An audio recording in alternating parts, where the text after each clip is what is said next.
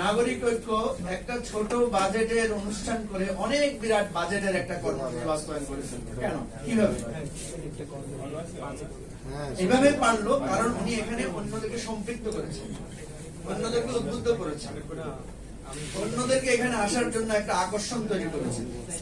ফলে আমরা সবাই আমাদের নিজের পকেটের টাকা খরচ করে উনার প্রোগ্রাম বাস্তবায়নের জন্য আমরা এখানে উপস্থিত হয়েছি।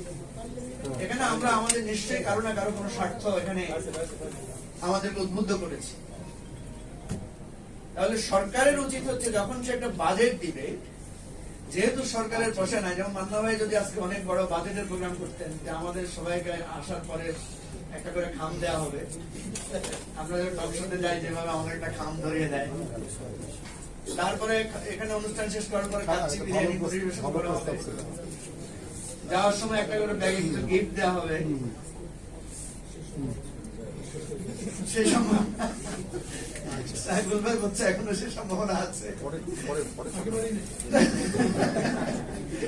এখন দেখেন এরকম একটা বাজেট করেও তো মান্না ভাই প্রোগ্রামটা করতে পারতেন।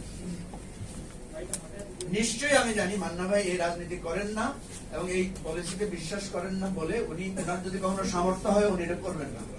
সাইফুল ভাই যেটা বলছেন সম্ভাবনা নাই আসলে আমি মনে করি, কারণ এটা ভুল চিন্তা।